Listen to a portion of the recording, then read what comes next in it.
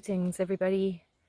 So if you have been following my content of late, you'll know that I've been personally going through a very big cleanse, purge, shadow work, life reviews, collective reviews, preparation. Within part of my dissolution is some wounding that's coming up, and big on the list is the abandonment wound.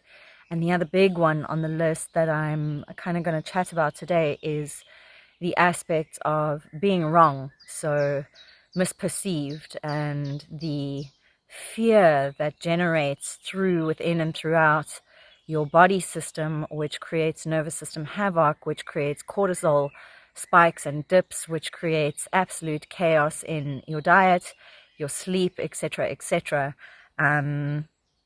based on this wounding that you have once again done something wrong or been in trouble. And this is possibly linked to the persecution wound, definitely linked to the abandonment wound.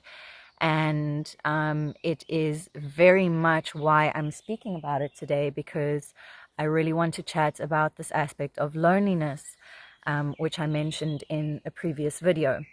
And it's no wonder that we feel alone. And what I'm witnessing is that it's very, very difficult to live within a reality construct as a detached bystander. You're engaged in reality because you are here, but you're not attached to reality.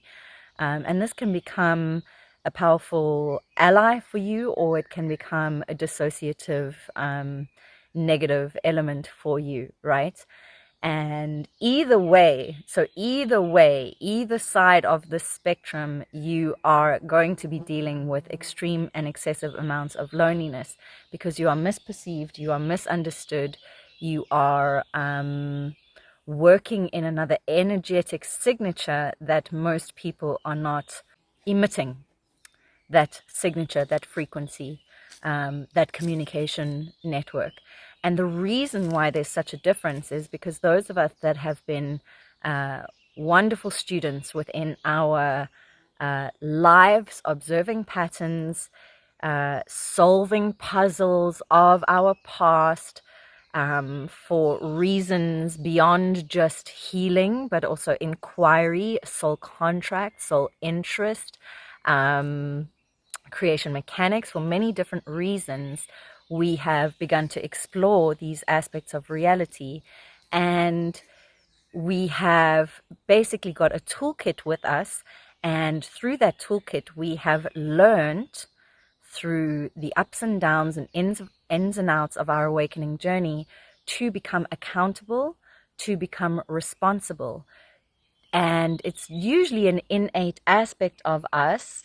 Sorry, I just want to make sure that the dog doesn't go too far. It's usually an innate aspect of us that is already attuned in the senses and maybe higher sensory perception to be able to consider and perceive that reality is all connected, all interconnected, and all one pulsating unit of energy, unit of data, right? And because of that, as a consequence of that, we are connected to everything. We feel everything. We're still super sensitive. We are connected. And within that, we have, through our curiosity, our life path, our soul contract, our traumas, our healing paths, we have come to the recognition of a set of values and attributes. And part of that is to take massive amounts of accountability and responsibility, because we have a set of data that connects us all. This is how our perception works, right? And due to that, we perceive everything as one. We see ourselves within the other. We see ourselves within everything. This leaf, the dog, the little ant, the bees, the birds, the water molecules, everything, the moss, it is all alive within us, and we understand that it is all part of us. And this is even heightening and refining more and more and more as we dive deeper into coming into peace within the body construct. So your body is the planetary body, by looking at the micro aspects through parasites now. So this is going to be the next stage of embodiment, right? And it's already begun, because there's a war happening within us that we are unaware of. But bear with me here. So it's all one. And within the accountability and responsibility, we often kind of subdue ourselves, move into silence, move into healing, where we go into deep personalized processes, understanding what work needs to be done, what reflection work, what journaling work needs to be done in order for us to shift an energy, a perspective, and clear something within us. And usually we are clearing something that is creating conflict within our lives. So if it's a personal bickering between and among family members, or relationships or friendships, or constructs that are changing within our reality, conflict within life choices, life reviews, etc., big changes that are happening. And so we move into this beautiful process of reflection, and we're able to do that. We have learned how to do that. We have become accustomed to doing that, and we take responsibility and accountability to do that. So we get the job done. We join courses, we go on retreats, we do the work, whatever it is, we get it done, right? And what I'm noticing is the loneliness comes in, and although there are many of us on the planet doing that level of work, we are still in a construct that exists of many, the beauty of many, the beauty of diversity, the beauty of the difference, right? The polarity. And so within that, it's very difficult for us to understand why the other, the perceived other that we know is us, cannot function within the same perceptive range as us in accordance to the law of one. And what that does is create further conflict, because that individual seemingly to us within our landscape, just give me a second. Hey Tara, don't go far, come. Right, within our landscape, it feels like it's something that they cannot do. They cannot take accountability. They cannot take responsibility, and conflict always arises in those situations. Now, it's frustrating for us because we've already learned that conflict can be avoided when all parties take accountability and responsibility, right? But if that is not happening on both sides, then conflict is inevitably there. Once again, and this is very frustrating for us because we've taken years to do the work to try and get to a space of understanding why things are the way they are. And we know that it requires deep reflection, deep shadow work for us to come to a point where we understand that it's something within us. It's a projection, it's a judgment, it's an expectation. So, I started with these laws very, very early on in my work, not knowing anything. It was non-expectation, non-judgment, non-attachment, unconditional love, and present moment. These were the pillars of the teachings that I gave, right? And we can't understand why people cannot perceive in this manner, why they cannot see the actions and the behaviors that are running through them. And of course, we understand these are just programs running, and it's what we're here to uncover. But it becomes a lonely space because within social dynamics, we don't want to be coaching all the time. We don't want to cause conflict again and where we know that if we mention that we are seeing this behavior, particularly within more of a social setting, not a one-on-one, that it can cause conflict. And it's not that we're trying to avoid conflict, but we've done so much work. We're looking for peace within our nervous systems that when it comes, we're also tired. We're tired. Yet there's still so much to do for one another as each other, for the betterment and the embodiment of the higher frequencies of, our Christ consciousness octaves, these aspects of us, it feels like we're stuck, right? And that stuckness feels like absolute loneliness. And the loneliness is tiring because we know that it dissipates. If we create conflict, we have potential to lose another friend unless that being moves into processes of inner work and inner dialogue and inner reflection and inner accountability and inner responsibility, and where we don't take things so personally. So I opened this with saying, the wound has presented again, where particularly with me, where I feel like I'm in the wrong. I feel like I am being persecuted, even though I've taken responsibility. This is I'm speaking very particularly to something that's happened in my life recently.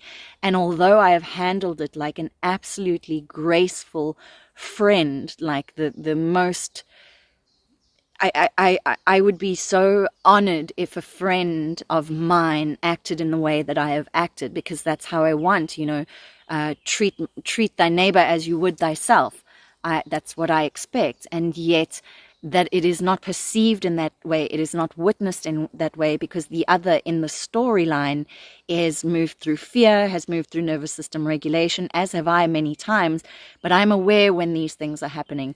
I'm aware what I teach, what I coach, what I guide, and then I take accountability to make sure that that level of embodiment happens within my reality, so that I'm not responding and reacting in fear in a dysregulated nervous system where cortisol is flying sky high out of the roof, right?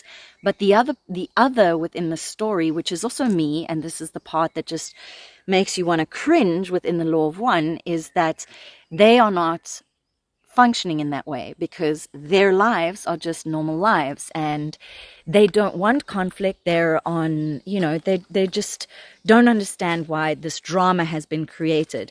And we see drama as different things. And by we, I'm saying those of us that are looking at the world stage, are looking at everything that is happening and really realizing it for what it is. It's darkness being presented on all aspects, in all corners of the world, in all corners of the planet, for all different reasons, from the microcosm to the macrocosm, from the individual to the community, to the collective, to the humanity, to the galactic levels, to the cosmic levels, to all of the levels being fucking rattled, the cage totally being rattled, in order to bring us to loving all of it, because we've created it. Co-creation, responsibility, accountability for general consensus of everything that is transpiring, because we have created it. And so the loneliness, the depth of loneliness. Oh, I see a little strawberry just growing out of the wood here. Let me show you. I think it's a strawberry. Let's see if we can get it. Oh no, it's a little berry. Anyway,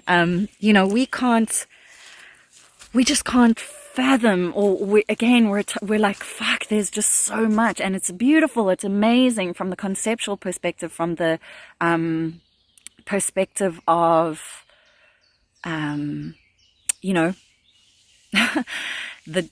darkness shifting and all the truth coming out. But it's lonely and it's tiring when you're in personal conflict with friends, with family, because of misperception, misunderstanding, persecution, and blaming, naming and blaming and shaming.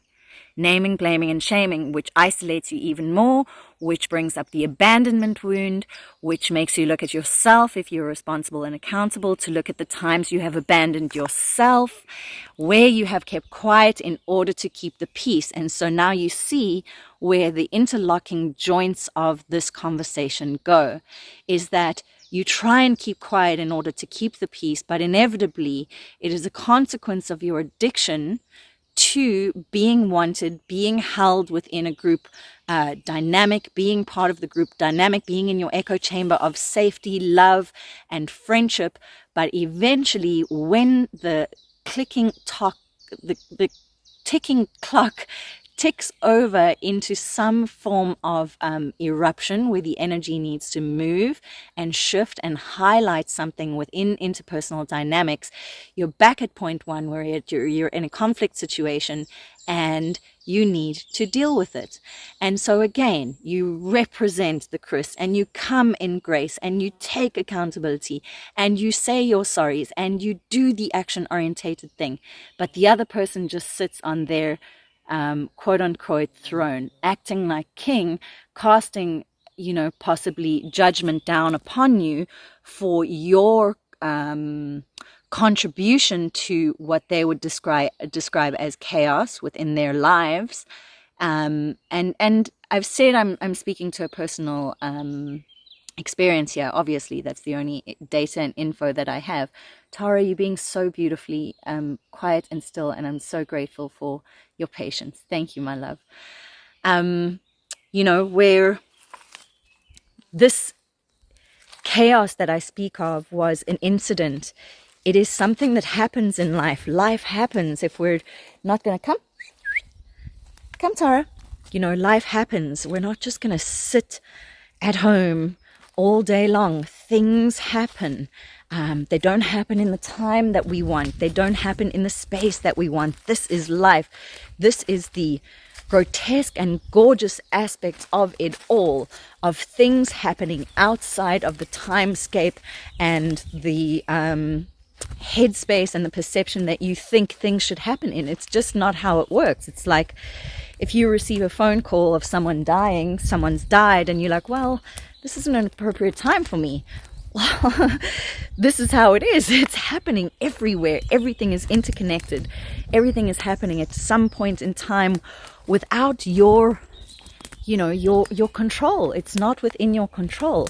And so this chaos that I speak of in terms of interpersonal relationships and things that are happening in and around the world in larger scopes, it's not, it's not a nice time for genocide. It's not a nice time for further bombing of other countries. It's not a nice time for World War III.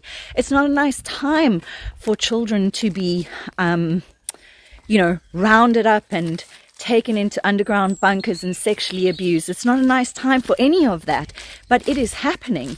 And it doesn't fit into our 9-to-5 model because that doesn't actually exist in the true quantum space. And so, of course, those of us doing the work feel fucking lonely, fucking isolated, because everybody is still attached to this dream or this perception of perfection, a reality where no mistakes are had, where no lessons are learnt, or when things happen, it is not perceived as a lesson. It is perceived as chaos. It is perceived as destruction. It is perceived as violation. It is perceived as disrespect, perhaps, And there are those aspects. There are aspects where people are blatantly disrespectful, where they are blatantly violating, where they are blatantly irresponsible. But I'm speaking to when natural things happen and it is not really within your control, and you do all of your quality control to rectify that situation, and you're still sitting with this gaping wound of feeling like you have been further isolated because the people within the dynamic are disappointed with you. And I feel like this has come up so much. Come, girl. I feel like this has come up so much for me at the moment, where I feel like this little girl, and I'm like, where and when did this wound come from? Because it's so fucking deep, where I feel like this little girl who's in trouble again, and it's just like, and I'm questioning again the aspects around wording, language. Where did the word wrong come in? Because when we speak to spiritual teachings, we speak about a set of natural laws, the universal laws. We speak about, come girl, come Tara. we speak about a set of natural laws. We say there is no rights and wrongs, there is merely polarity. Within those polarities, we have a set of experiences. Those experiences come within a data set. The data set pings at certain frequencies and octaves. You either learn from them or you repeat the lesson in another sequence of experiences. So, you know, where does the word wrong come in? Because this is where we start questioning God as well, where it's like, well, in God's eyes, nothing is wrong. God merely asks you return to the source, right? And the source is love, and the source is truth. And I think I'm going to end here where I think when truth hits, right, it hits such a deep chord within oneself. Hey girl, hey.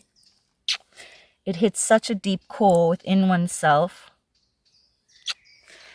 where it's like a judgment day, right? That is God. God is truth. That is God. God is love. But I think truth is the theme at the moment for me. I mean, I've just recently created the Truth Telling Lounge, which was something that just transpired very quickly. I thought it was important. It's just blown up, and it's weaved its way through every part of my life at the moment, where it's just like, what is the truth of this nature? And I said truth is this like octave that is so strong in its resonance that it's like judgment day. It's like meeting God, where it's like, can you handle God? Can you handle the source of these behaviors? Can you handle the source of this information? Can you handle the source of this wounding? Can you take accountability for the source of this data? Can you hold it? Can you be in your God body? Can you hold truth in all its ugliness, in all its beauty, in all its rawness, in all its everything? And it feels like most people cannot. And so they divert into another coping mechanism and frequency range that is distorted. And this is where the name and blame game comes in. So this is my little transmission, for lack of a better word, for today, as we walk through the forest. And I haven't really been focusing, so I hope I know where I am. But I'm sure I'll be fine. Sending lots of love, everybody. Ciao.